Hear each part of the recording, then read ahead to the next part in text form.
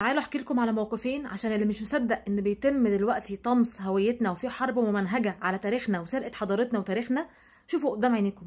الموقف الاول حكاه عبد الرحمن وهو شغال في نيرسري او كيدز اريا، مكان يعني المفروض ان هو بيروحوا اطفال من مستوى عالي وما معاهم النانس بتوعهم. النانس بقى دول اللي هم منين؟ من افريقيا. الكلام ده هو حكاه في الفيديو. قال ان هو شغال في المكان ده والاطفال طبعا بيجوا له والناس بيبقوا قاعدين في الناحيه الثانيه، فالمهم ان هو حاطط على الوول بيبر بتاعت الموبايل بتاعته حاطط الصوره اللي هو في الخلفيه دي، صوره يعني بتعبر عن ملوك الحضاره المصريه القديمه. فالطفل بقى اللي معاه بيقول له ايه؟ بيقول له انا عاجبني قوي الصوره اللي على الوول بيبر بتاعتك دي انا بحب الحضاره المصريه القديمه قوي، بس قال له كده باللفظ why they are not black. تخيلوا الولد مترسخ في ذهنه ان المفروض ان المصريين القدماء دول سود، فهو ساله قال له ازاي بلاك؟ انا هو مصري وانا مش بلاك، يعني اللون القمحي العادي.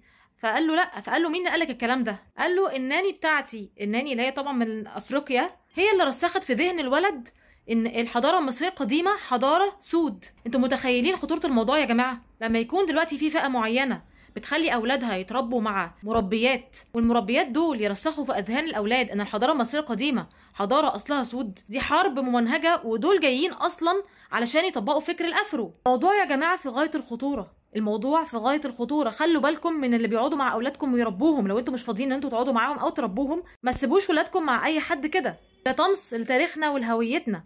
ده اما الطفل يطلع متربي على حاجه زي كده او حاجه غلط، يطلع بعد كده مش منتمي لبلده، مش منتمي لتاريخه الحقيقي، يترسخ في ذهنه تاريخ مزيف. لو احنا عايزين نعرف حقيقه الافارقه وكوش اللي كانوا موجودين في الحضاره المصريه القديمه، هي دي كانت حقيقتهم. فلو انتوا بقى عايزين تربوا ولادكم وعايزين توروهم الحقيقه، اعرفوهم ان الافارقه دول كانوا وضعهم في الحضاره المصريه القديمه، الحضاره المصريه القديمه اللي بناها المصريين القدماء، وان دول كانوا دخلاء عليها وكانوا بيعاملوا معامله العبيد. وجداريات كتيره جدا بتوضح حقيقه وضعهم عندنا في الحضاره المصريه القديمه، وان هم ما كانوش اصحاب حضاره. لا، وروا اولادكم الصور دي، خليهم يعرفوا حقيقه تاريخنا، ان اجدادنا المصريين القدماء هم بناة الحضاره مش الافارقه، وان دي حملات ممنهجه ومموله لطمس التاريخ المصري وسرقته وسرقه تاريخنا وحضارتنا. شوفوا كرسي الملك المصري توت عنخ امون، شوفوا كان حاطط تحت قدمه ايه؟ كان حاطط تحت قدمه اعدائه الشماليين واعدائه الجنوبيين. اعدائه الجنوبيين اللي هم مين؟ اللي هم كوش، اللي هم دلوقتي بيدعوا ان هم اصحاب الحضاره. زي الكومنت اللي كان جاي لي من كام يوم كده وبيقول لي ان المصريين الحاليين مش هم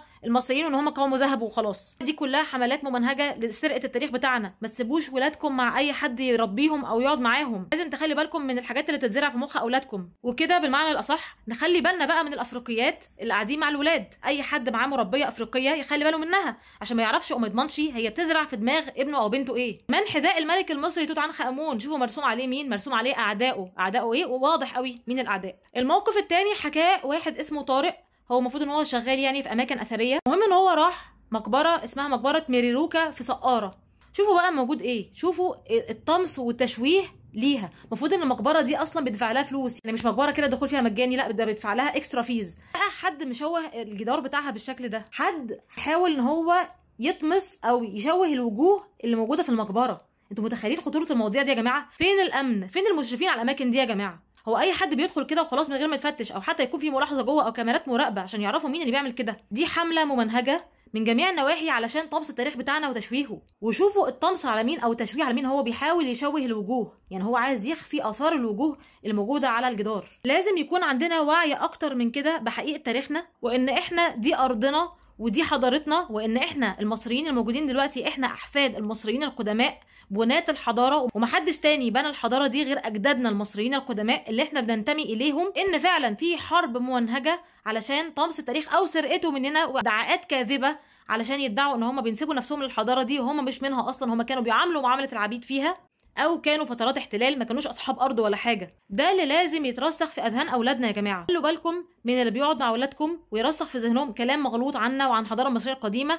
الحضاره المصريه القديمه مش حضاره فراعنه، عشان بس المصطلح ده لازم يتلغي ويتنسف. اسمها الحضاره المصريه القديمه، حضاره اجدادنا المصريين القدماء، ما كانوش فراعنه. فرعون هو شخص واحد بس مذكور في القرآن الكريم، مفيش غير فرعون واحد بس اللي هو فرعون سيدنا موسى عليه السلام، وما كانش مصري اصلا، ده كان من الهكسوس وكان محتل ساعتها، كنا في فتره احتلال، وما كانش مصري، كان جاي من سومر، يعني هو اصله من سومر نسل حمورابي. لكن دول كلهم اجدادنا المصريين القدماء اللي كان منهم ملوك وانبياء، وان الحضاره المصريه القديمه حضاره توحيد وانبياء مش حضاره وثنيه ولا شرك ولا الهه ولا الكلام الفاضي اللي بيترسخ عنها ده، ولا كل المعلومات المغلوطه اللي هي للاسف جايه معظمها من الغرب، وللاسف بعض المصريين بيروجوا ليها عن جهل او عن عمد برضه ساعات.